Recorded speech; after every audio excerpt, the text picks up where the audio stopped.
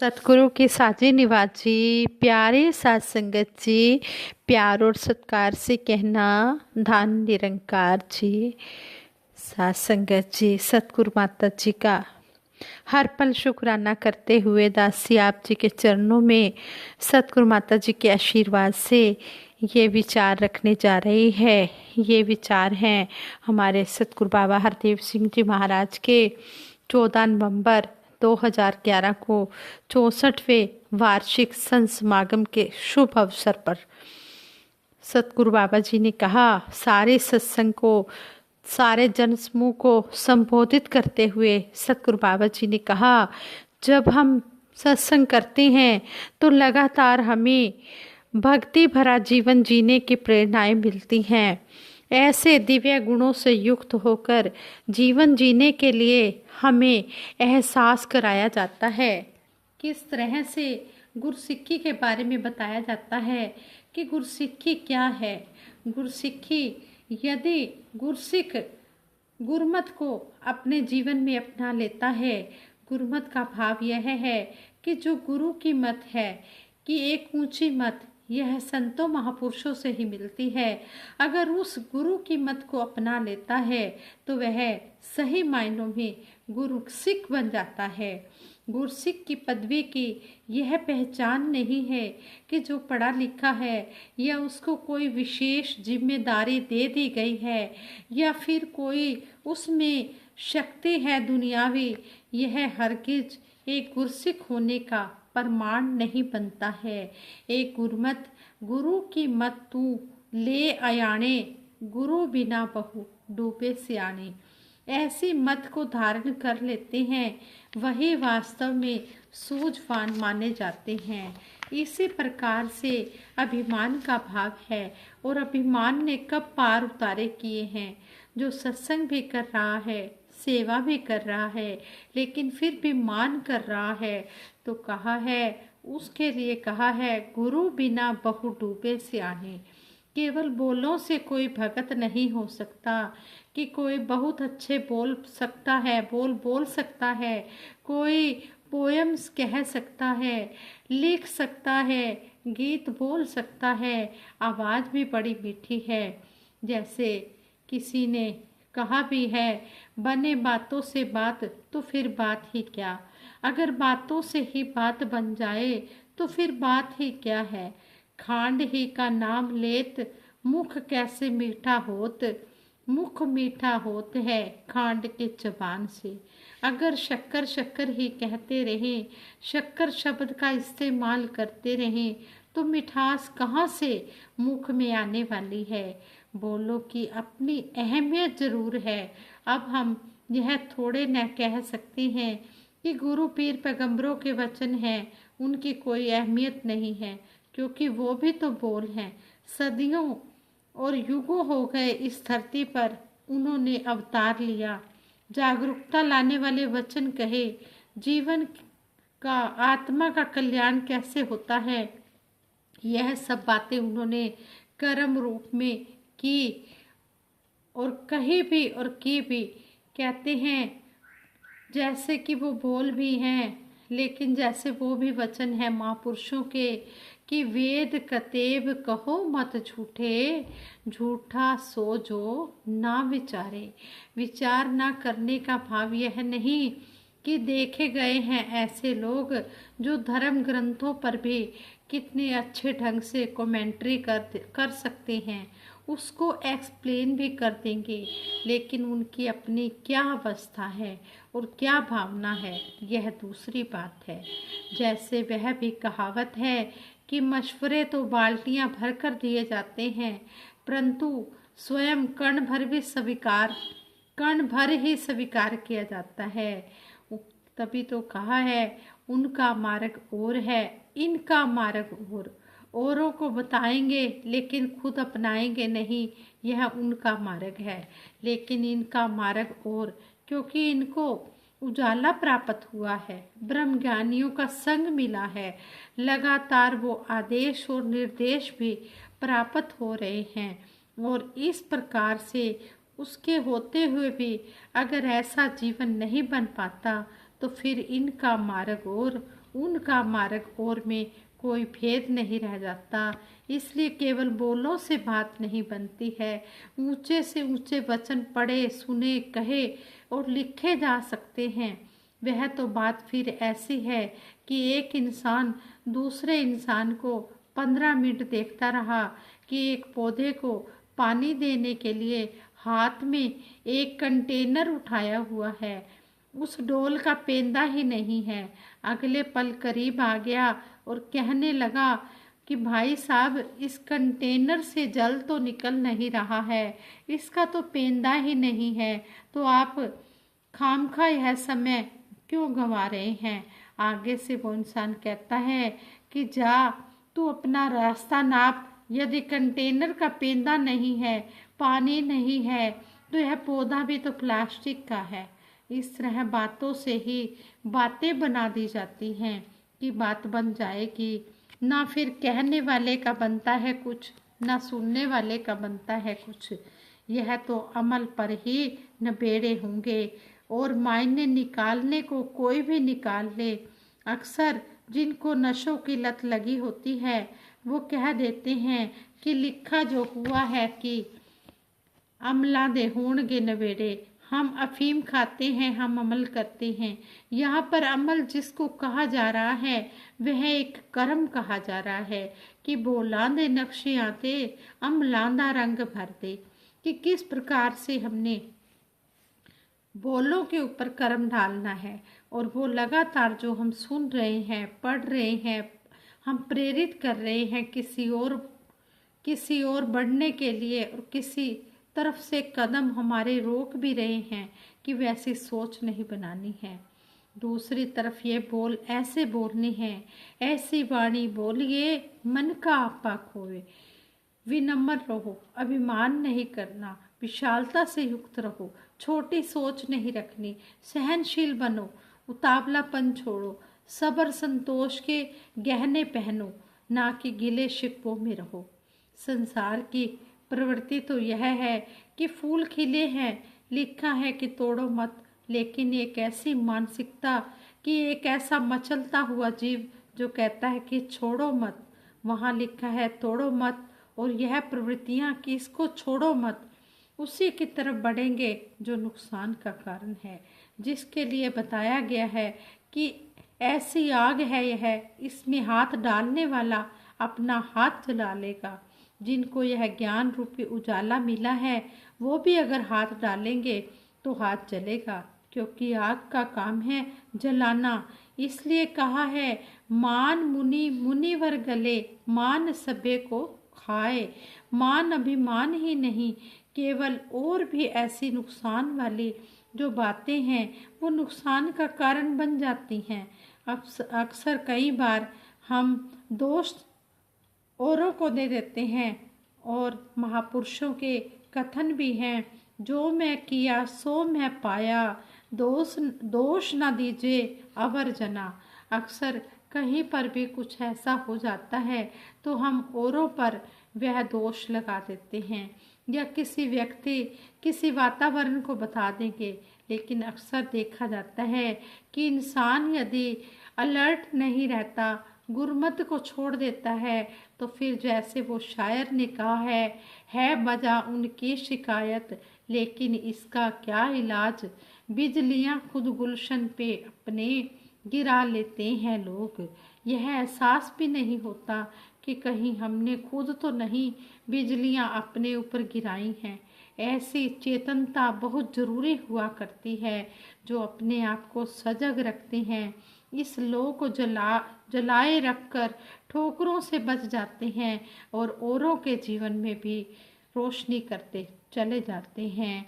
सतगुरु बाबा जी ने कई बार यह पंक्ति दोहराई कि एक दीप अंदर की मन उजियारा हो, एक दीप बाहर की दूजे का सहारा हो, एक दीप चौराहे पर जो सबका सहारा हो। कि अंदर भी हमारा जगमगाए, अंदर भी हमारा स्वच्छ हो, निर्मल हो। एक दीप बाहर यानी कि दूसरे के लिए जो हमें मिल रहा है उसके लिए, और इससे भी आगे निकल गए कि एक दीप चौराहे पर जो कि सबका सहारा हो, ताकि किसी दिशा से भी कोई आए वह ठोकरों से बच जाए। इस तरह से ब्रह्म ज्ञानियों के अंदर यह ज्ञान उजाला होता है। बाहर भी रोशनी, अंदर भी रोशनी। बाहर भी रोशनी अमल के रूप में, कर्म के रूप में, मिठास के रूप में, सुंदर व्यवहार के रूप में नजर आती है। अंदर भी रोशन, बाहर भी रोशन। अब की बार भी दिवाली का वही मंजर था कि बाहर तो दीप जलाए लेकिन अंदर अंधेरा था, कि अंदर घर में तो अंधेरा है और बाहर दीप जला कर रख दिए। बाहर से तो भव्य दृश्य नजर आ रहा है कि घर की बाउंड्री पर भी दीपक जले हैं, ऊपर चौबारे पर भी दीप जले हैं, लाइट्स भी लगी हैं, लेकिन अंदर अंधकार, कमरे में अंधकार। तो सूफी संतों ने कहा है, मुल्ला अते मशाल ची दोहा इको चित, लोका करते चानना आप हनेरे विच। गुरसिक्खी और गुरमत हम औरों को समझाते रहे, बताते रहे, कहीं हम आप अंधकार ही ढो रहे, हम भूल ही गए हों कि हम किस रास्ते पर निकल गए हैं। क्योंकि जरा सा ध्यान हटता है फिर कैसी कैसी सिचुएशंस पैदा हो जाती हैं। जैसे रोड्स पर लिखा होता है, यदि आपका ध्यान यहाँ से हटा दुर्घटना घटी। सचेत नहीं रहते तो एक्सीडेंट हो जाते हैं। इस तरह हमें समझाया गया है कि जो हम बोल रहे हैं उसको हमने कर्म रूप में भी ढालना है। कहते हैं कि चाहे झोपड़ी हो या महल हो, जब दीपक जहाँ भी जल रहा होता है वही रोशनी देता है। इसी तरह जो भी सतगुरु के कहे अनुसार चलता है उसके मन में ये ब्रह्म ज्ञान उजाला चलता चला जाता है, जलता रहता है। कहते हैं, गुरसिख नू नई इच्छा फल दे, कर्म सदा निष्काम करे। निष्काम भाव से गुरसिख अपना योगदान देता है। दुनियावी इच्छा मन में रखे बिना बड़े से बड़े योगदान दे देते हैं। ये गुरसिख जो होते हैं बड़े दयालु होते हैं, बड़े कृपालु होते हैं। इनके जो सच्चे गुरसिख होते हैं निष्काम भाव से वो सेवा करते हैं, निष्काम भाव से कर्म करते चले जाते हैं। इच्छा रहित वो अपना जीवन जीते चले जाते हैं, कोई शर्त नहीं रखते। बेगरज जिन्हां दी उल्फते और नमाज दी कीमत नहीं मंगते कि मैं देखो मैंने 5 बार नमाज पढ़ी है, मैंने बंदगी की है, इबादत की है। यदि वाकई ही सच्ची प्रीत है तो फिर वे नमाज की कीमत नहीं मांगते हैं। गुरसिख नू नई इच्छा फल दे, कर्म सदा निष्काम करे। गुरसिखों के बारे में हम लगातार पढ़ते भी हैं, सुनते भी हैं। जो गुर आखे ओ कुछ करना, सेवक माना सीखिए। जैसे भी आदेश आते हैं उसी तरह से गुरसिख चल निकलते हैं। इसी को गुरसिखी कहते हैं।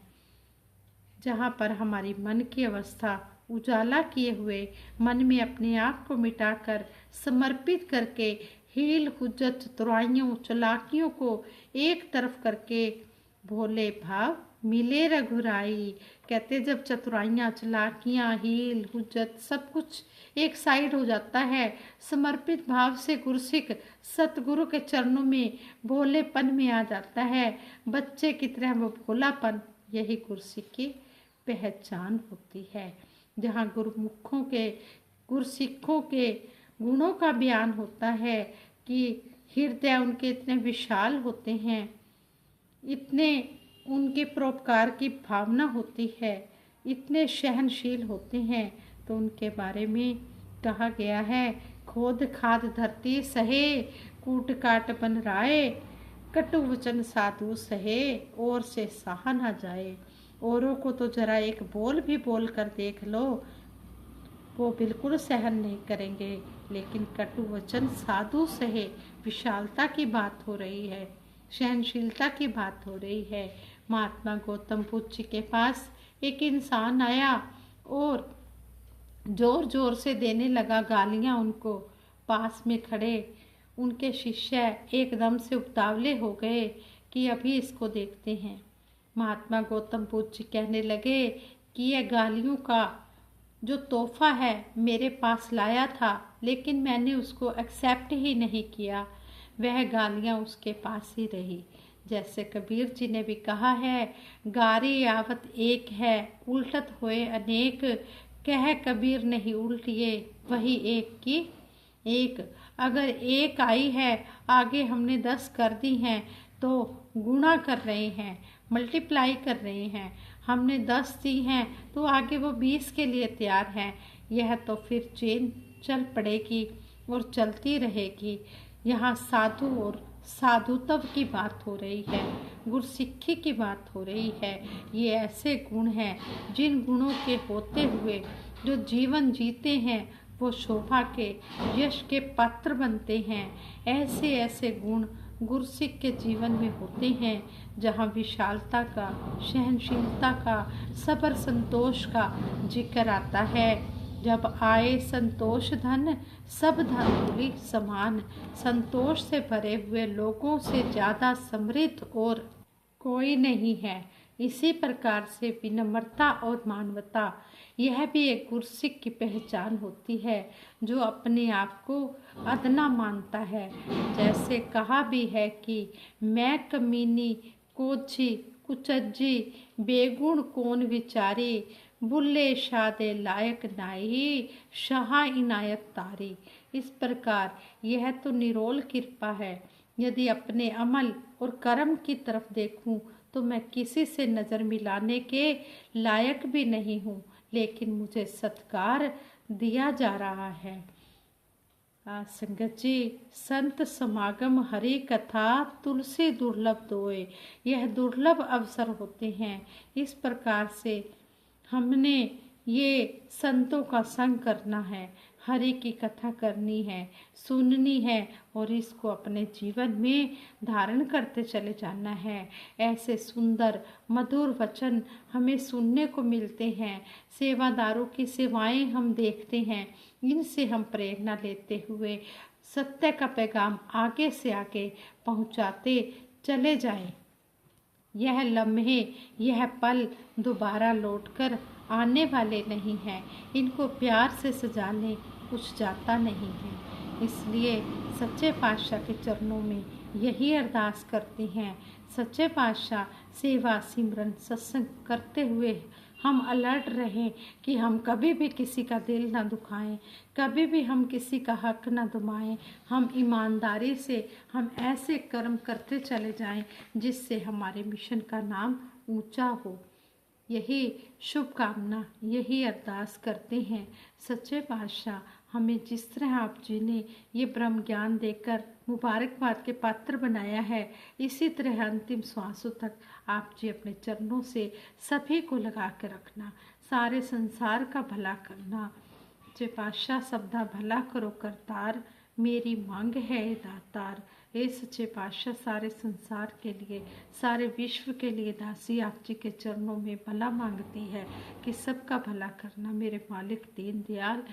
जो भी जुड़े हैं उनका तो भला हो ही रहा है, जो नहीं जुड़े हैं उनके भी घट में बैठकर सच्चे पातशाह उनका भी उद्धार करो। यही आप जी के चरणों में मांगी जा रही है। आप जी परवान करें। ये विचार करते हुए दासी से कई प्रकार की भूलें हुई होंगी।